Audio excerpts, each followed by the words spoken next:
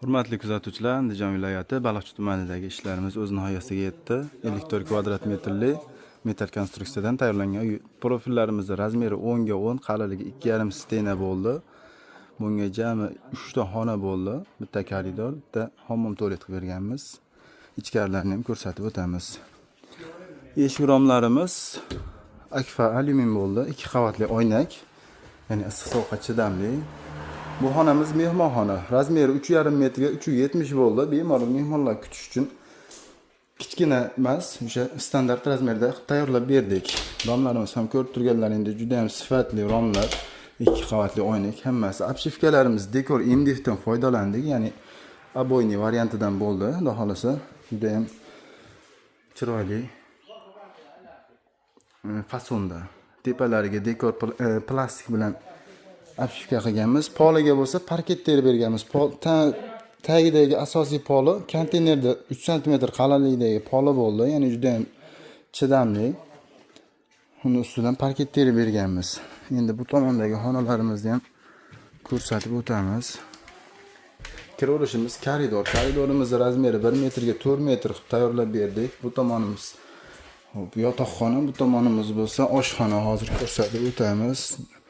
MDF eshiklardan o'rnatib berganmiz ichkarilariga. Bu xonamiz razmeri 320 ga 370 bo'ldi. Bu tomonimiz ham dekor MDF bo'ldi, ya'ni yotoqxona bo'lgani uchun dekor MDFdan foydalandik.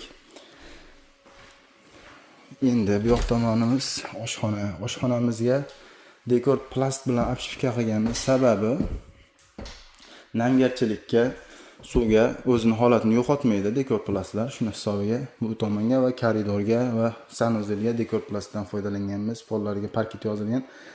Yana bitta gap, ichkari izolyatsiyalari, ya'ni issiq sovuqda ushlashligi bazalikdan foydalanganmiz. 5 cm qalinlikda 100 plotnis bo'ldi. Issiqqa sovuqqa 100% garantiya beriladi. Bu tomonimiz sanuzel. Sanuzelimizda bitta rakvina, dushovoy, ya'ni unitas va ariston bo'ldi. Oynaklarni qo'yib berganmiz. Dushovoyimiz bo'lsa bu tomonda. Pardalari 1.20 ga 1.20 vanna qo'yilgan.